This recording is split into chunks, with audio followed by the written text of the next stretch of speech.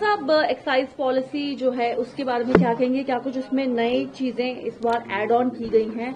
और जो आज कैबिनेट थी उसमें भी क्या कुछ प्रमुख? देखिए, आज हमारे माननीय मुख्यमंत्री सरदार भगवंत सिंह मान जी की अगुवाई में एक पंजाब कैबिनेट की अहम मीटिंग हुई, जिसमें बहुत सारे फैसले लिए गए, जिसमें प्रमुख तौर पर मैं समझता हूं पंजाब की जो एक्साइज पॉलिसी है उसको आज हमने प्रवानगी दी है, उसको अडॉप्ट किया, एक्सेप्ट किया है, जिसमें हमने इस बार का जो हमारा रेवेन्यू टारगेट है वो 12,800 करोड़ रुपए फिक्स किया है।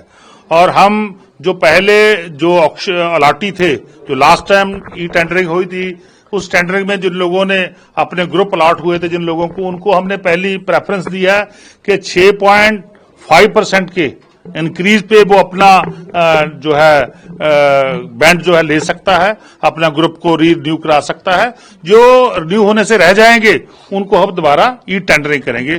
तो बिल्कुल हमारा साफ है कि हम इस बार 12,800 करोड़ रुपए का टारगेट अचीव करने जा रहे हैं। जब पहली बार आम आदमी पार्टी की सरकार 2022 में आई थी, तब ये पंजाब का एक्साइज का मालिया 6,200 करोड़ रुपए होता था, अब बढ़कर 12,800 करोड़ रुपए हो गया।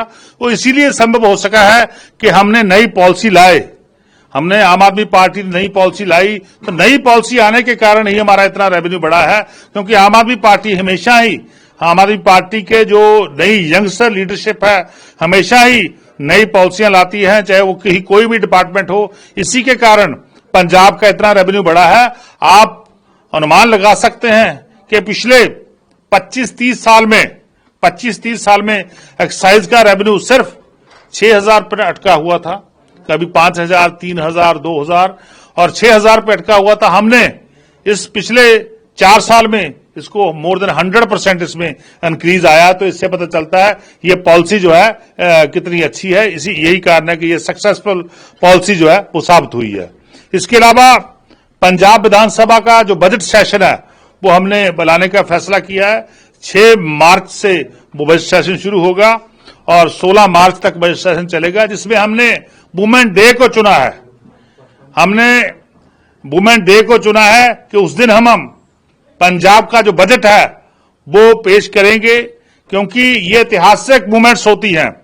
ये हमारी बहनों के लिए, हमारी माताओं के लिए, हमारी बच्चियों के लिए, सबके लिए, हमारी औरतों के लिए बहुत ही बड़ा दिन होता है।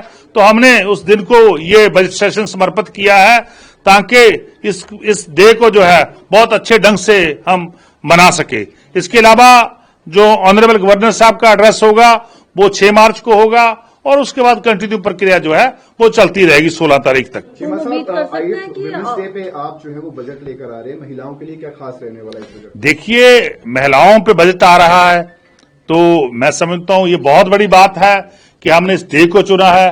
तो हम तो अपनी जितनी गारंटियां हैं एक एक गारंटी सब करके पूरी कर रहे हैं।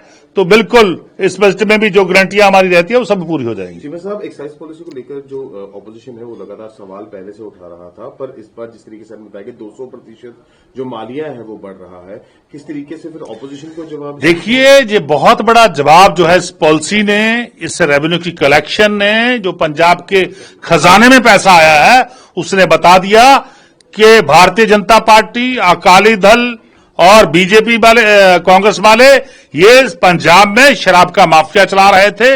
इन्होंने पंजाब को खूब लूटा।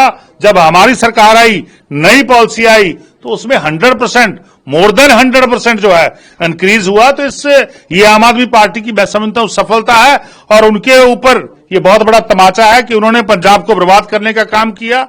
और पंजाब में जो लोगों ने जो शराब का एक माफिया चलाया हुआ था, अपने आदमियों से शराब बिकवाते थे और अपना पैसा कमाते थे, अपने पेट में पैसा ले जाते थे। हमने इतने बड़े केस दर्ज करके बिल्कुल वो माफिया है उसको तहस नहस कर दिया। चीमा साहब, कांग्रेस प्रधान जो है वो राजा वड़िंग का ये कहना है कि यदि इस बजट सेशन के अंदर आम आदमी पार्टी 1,000 रुपए महिलाओं को देती है तो ऐसी सिचुएशन के अंदर 48,000 रुपए उन पे पहले से ही पड़ा है, तो 48,000 देने का काम वो कब करेंगे, और या फिर सिर्फ 1,000 ही देने का काम करेंगे? देखिए, राजा वड़िंग जी कुछ भी बोलते रहते हैं, मैं उनका जवाब नहीं देना चाहता, पर मैं ये कहना चाहता हूं कि वो अपनी धर्मपत्नी जी का अकाउंट खुलवा के रखें।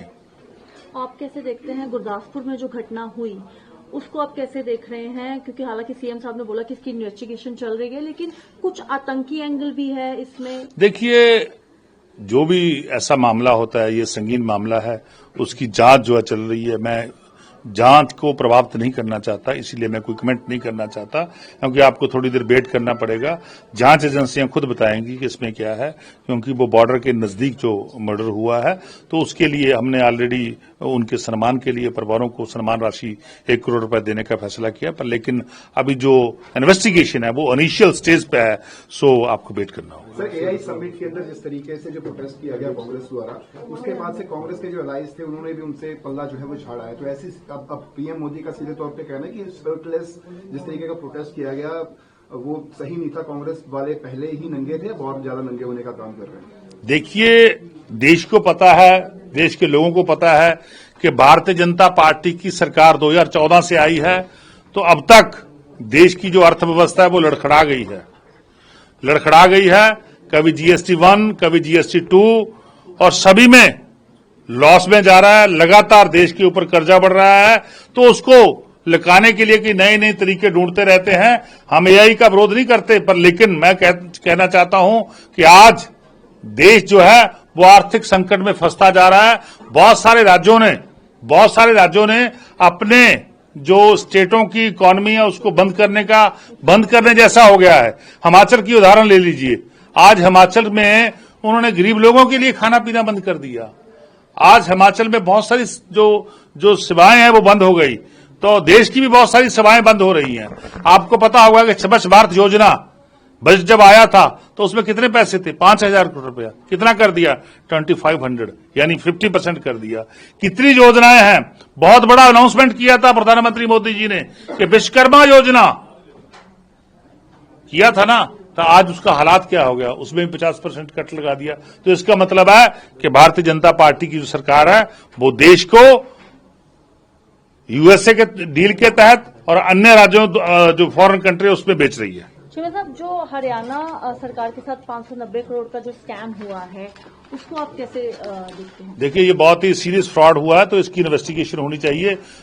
तो जो भी बैंकर ऐसा करते हैं तो उनको मैं समझता हूं गवर्नमेंट ऑफ इंडिया को, आरबीआई को तुरंत ऐसे बैंकों पे बैन लगा देना चाहिए, उनको उनकी प्रॉपर्टी जो फॉरफिट करनी चाहिए। साहब, मेरी रसोई के तहत जो कितना बजट रखा है, जो मेरी रसोई स्कीम पंजाब सरकार द्वारा, जो मेरी रसोई जो के तहत आज हमारे ऑनरेबल सीएम साहब ने अनाउंस किया, उसमें हमने 950 जो है सीआर उसमें रखा है।